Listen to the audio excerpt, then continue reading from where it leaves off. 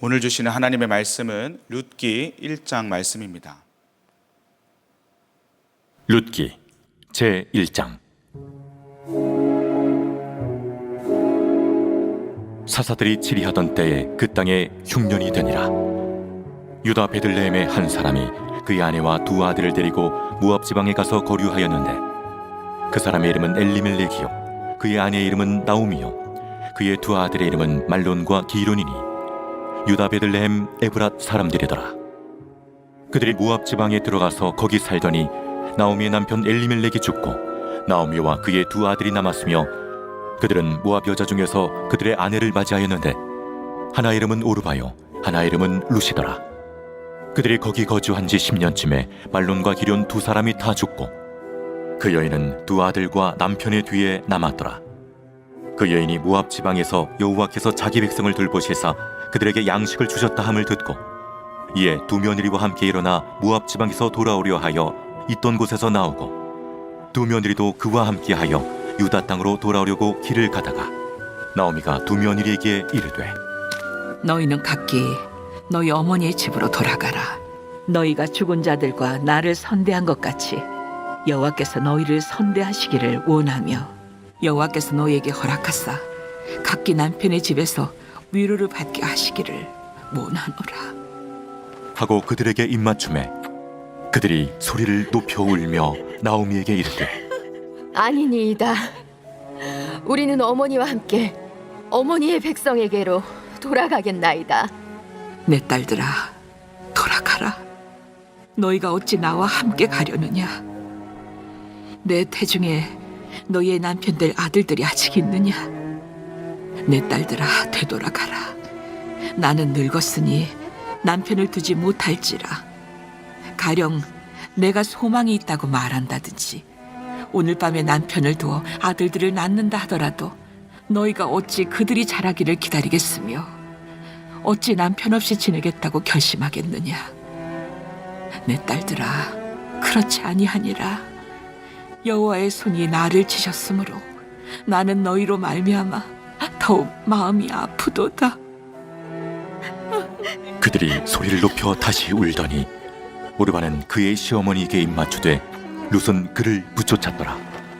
나오미가 또 이르되, 보라, 내 동서는 그의 백성과 그의 신들에게로 돌아가나니 너도 너의 동서를 따라 돌아가라. 하니 룻이 이르되, 내게 어머니를 떠나며 어머니를 따르지 말고 돌아가라 강건하지 마옵소서. 어머니께서 가시는 곳에 나도 가고 어머니께서 머무시는 곳에서 나도 머물겠나이다.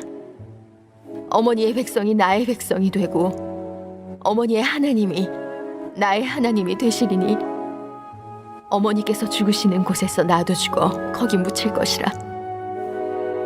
만일 내가 죽는 일 외에 어머니를 떠나면 여호와께서 내게 벌을 내리시고 더 내리시기를 원하나이다. 나오미가 룻이 자기와 함께 가기로 굳게 결심함을 보고 그에게 말하기를 그치니라. 이에 그 두 사람이 베들레헴까지 갔더라.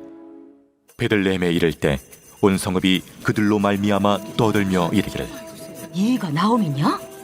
나를 나옴이라 부르지 말고 나를 마라라 부르라. 이는 전능자가 나를 심히 괴롭게 하셨음이니라. 내가 풍족하게 나갔더니 여호와께서 내게 비어 돌아오게 하셨느니라.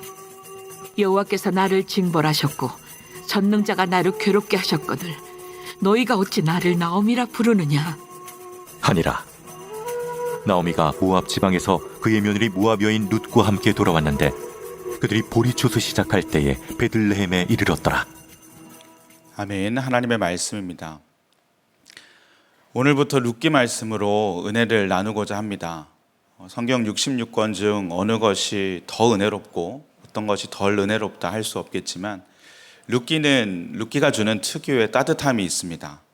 아마 이야기의 배경이 목가적인 배경 속에서 진행됨에도 그럴 것이고 추수 때라는 어떤 풍요로움이 주는 이미지도 있겠지요. 하지만 무엇보다도 이 이야기들이 대단한 것이 아니라 선지자의 이야기나 왕의 이야기가 아니라 우리네 삶의 가까이에서 일어날 법한 일이기 때문에 그럴 것이라는 생각이 듭니다. 지난 몇 주간 사사기 말씀을 들었습니다. 왕이 없이 각자의 소견에 옳은 대로 살아가는 그 사사시대의 처참함을 모두 기억하실 것입니다.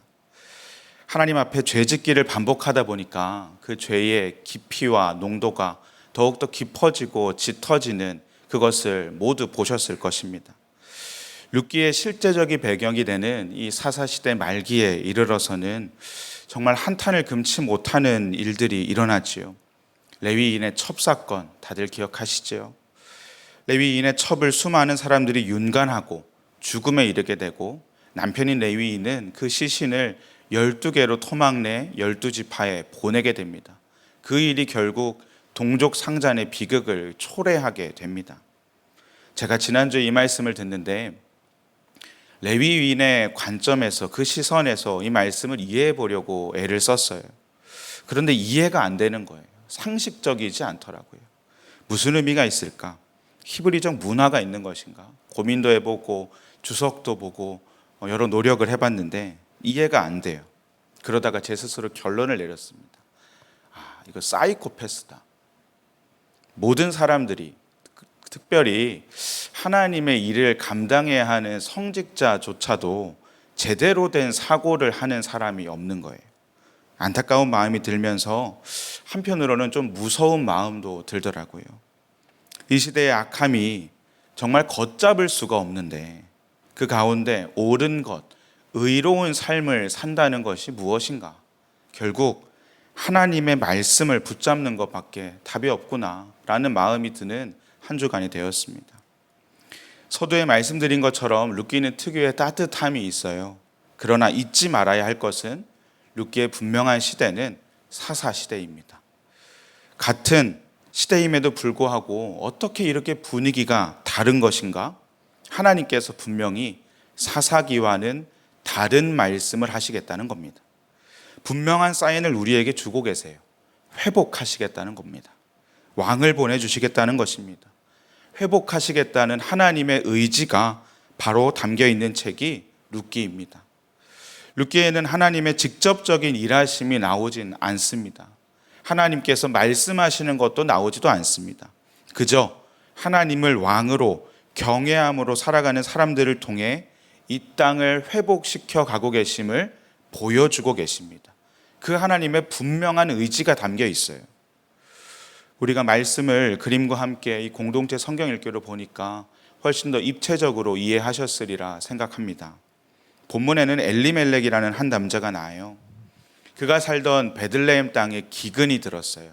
그 기근으로 잘 살아보고자 이주합니다. 모압 땅으로 이주합니다.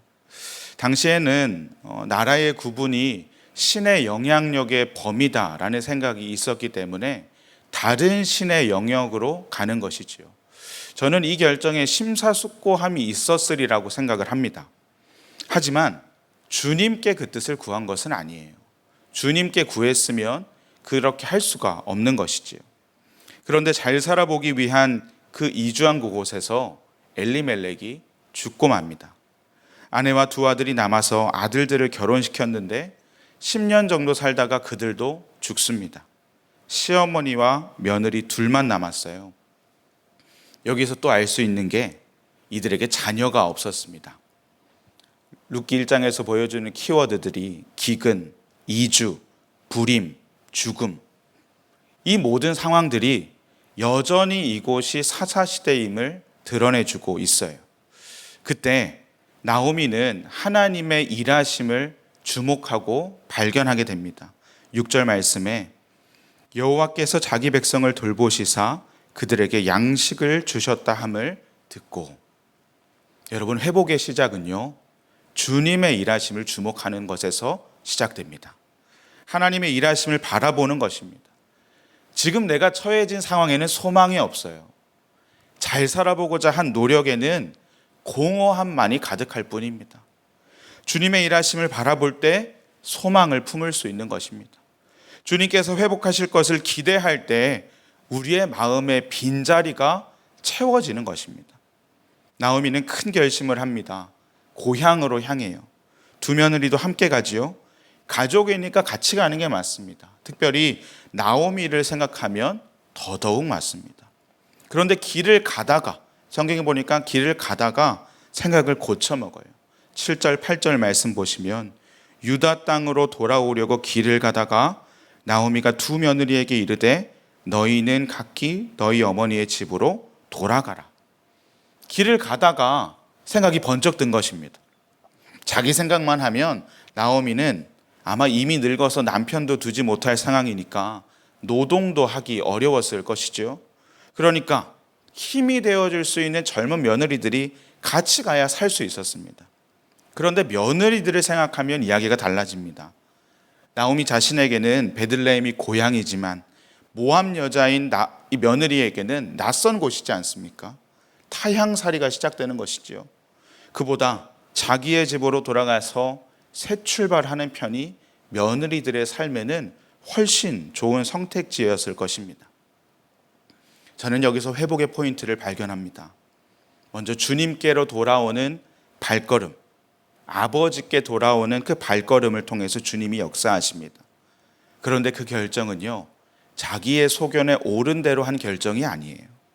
자기의 소견에 옳은 대로 결정했으면 며느리들 묻지 않고 따지지 않고 데려가야 옳지요. 사랑의 마음으로 대한 것입니다. 나오미의 상황이 얼마나 비참합니까? 비참해지는 그에게 포악해지는 것은 너무나 쉬운 선택이었을 것입니다. 자기의 분노를 자기보다 약한 사람에게 풀 수 있는 것 너무나 쉬운 것이었어요. 사실 시어머니가 며느리에게 충분히 그래도 되는 위치였어요. 하지만 나오미는 달랐습니다. 나오미의 그러한 그리스도인적인 삶의 결단이 그를 그렇게 하게 된 것입니다. 바로 이때 하나님의 회복의 역사가 시작되는 것입니다. 돌아가라고 재촉하는 그 시어머니의 말에 며느리들이 쉽게 떠나지 않아요. 꽤나 설득력 있는 이야기들로 정을 때리는 듯한 나오미의 말이 이루어지는데요. 그제서야 둘째 며느리 오르바가 자기의 친정으로 돌아갑니다. 저는 오르바를 비난하고 싶은 마음이 없습니다. 충분히 며느리 할 도리를 다 했다고 생각해요. 하지만 룻은 떠나지 않아요. 꽤나 심각한 말을 하는데요.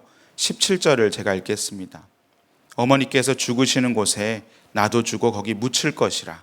만일 내가 죽는 일 외에 어머니를 떠나면 여호와께서 내게 벌을 내리시고 더 내리시기를 원하나이다 하는지라. 지금 죽는 얘기하고 있잖아요. 그러면 끝입니다. 우리는 흔히 세상의 사랑 노래들, 가사들 보면 죽어도 못 보낸다, 죽음이 우리를 갈라놓을지라도 끝까지 사랑한다, 이런 말들 자주 하고 많이 하고 익숙히 들어서 오히려 우리들에게는 이 문장이, 이 룻의 말이 좀 가볍게 여겨질 수도 있어요. 그렇게 얘기할 수도 있지. 하지만 오늘 본문에 나온 이들에게 죽음은 함부로 언급할 수 있는 문제가 아니었습니다. 정말 자신의 굳은 결의를 보여주는 것입니다. 무엇이 그녀를 그렇게 만들었을까요? 저는 룻의 지난 10년간의 그 시집살이에서 그것을 통해 나오미의 진심을 룻이 발견했다라고 생각합니다. 시어머니와 며느리 관계, 이 고부 사이가 좋다라는 것이 당연한 것이 아니지 않습니까? 오늘 말만 생각해도 그렇잖아요. 오죽하면 시금치 들어간, 죄송합니다, 시자 들어간 시금치도 안 먹는다고 말을 하는데 제가 지금 그 얘기를 하고 싶은 것이 아니고요. 미가 7장에 보면 부패한 이스라엘의 모습이 나와요. 아들이 아버지를 멸시하며 딸이 어머니를 대적하며 며느리가 시어머니를 대적하리니. 부패한 이스라엘의 모습은 며느리가 시어머니를 대적합니다. 지금이 바로 그때예요. 죄가 가장 팽배했던 시대, 사사시대 말기, 다들 그렇게 살았습니다. 그런데 룻은 그렇지 않았어요. 왜 그럴까요? 나오미의 마음 가운데 자신을 진정 사랑해주는 그 마음을 느꼈기 때문에 그래요. 이 사람이 진짜다라는 마음이 있기에 그렇습니다. 가족은 다 알잖아요. 10년을 살았잖아요. 어떻게 숨깁니까? 숨길 수가 없어요.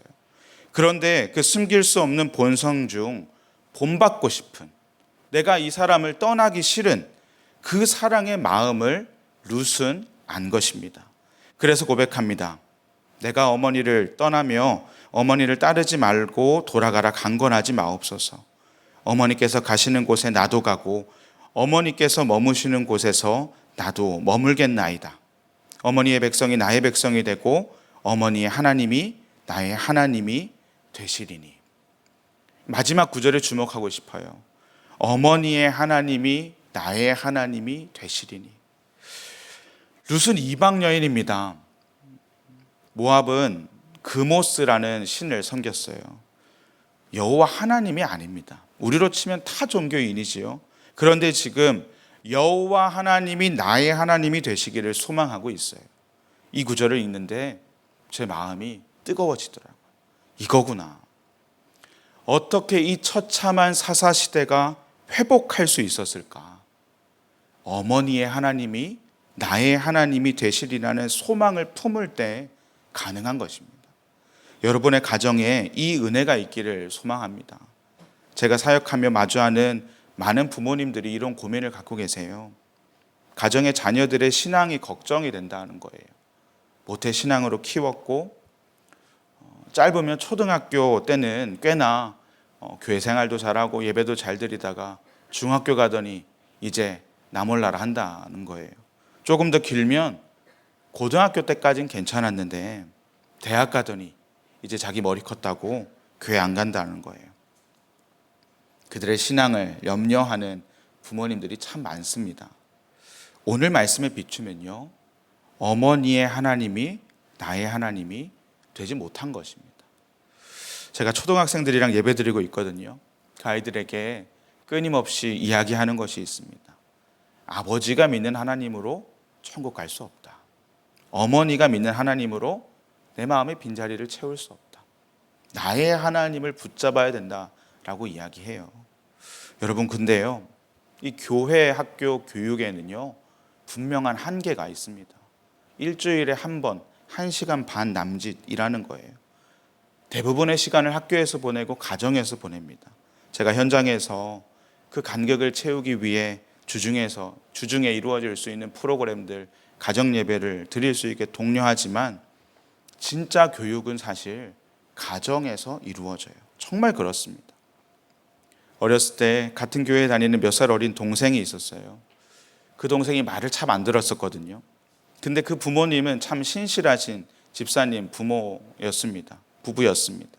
그런데 한 번은 그 동생이 교회에서 짜증을 잔뜩 내고 막 소리를 고래고래 지르더니 아빠 엄마는 다 가짜야, 이런 말을 하는 겁니다. 집에서는 안 그러면서 교회만 오면 거룩한 채 한다는 거예요. 착한 척하고 천사가 된다는 거예요. 부모님이, 그 부부가 굉장히 당황하시더니 아이의 입을 막 틀어막고 끌어내고 하시던 장면을 제가 기억합니다. 어린 마음에 쟤는 왜 저럴까 이러면서도 한편으로는 참 솔직하다라는 생각을 했습니다. 우리의 삶은 어떠신가요?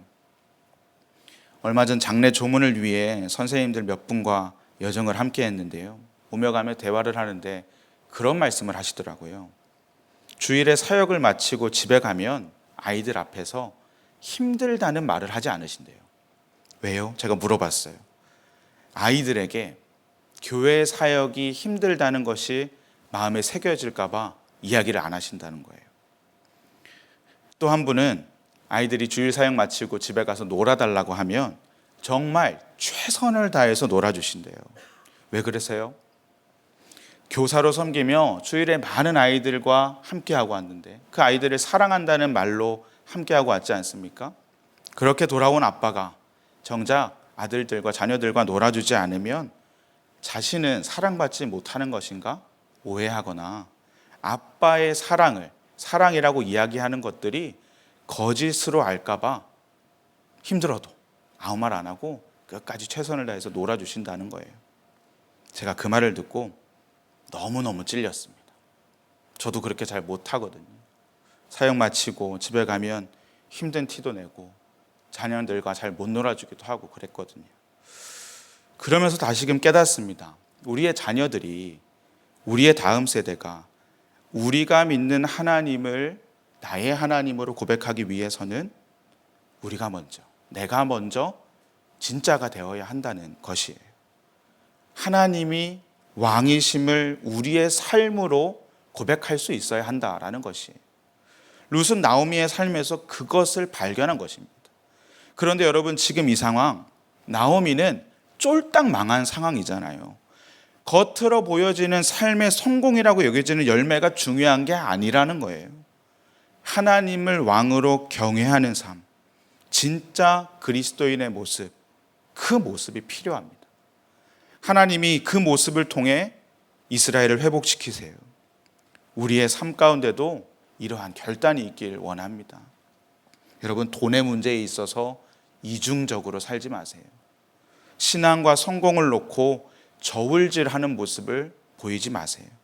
위기 때에 사람을 찾지 마시고 주님을 바라보는 모습을 보여주시기 바랍니다. 함께 동역하는 이들을 험담하지 마세요. 목회자들을 비난하지 마세요. 비난받을 일에 눈을 감으라고 드리는 말씀이 아닙니다. 나의 들보는 보지 못하고 형제의 티를 보고자 하는 그 영적인 마음은 영이 알아차립니다. 낱말은 새가 듣고 반말은 쥐가 듣기 이전에 우리의 자녀들이 먼저 듣습니다. 늘 무릎으로 기도하는 모습을 보이십시오.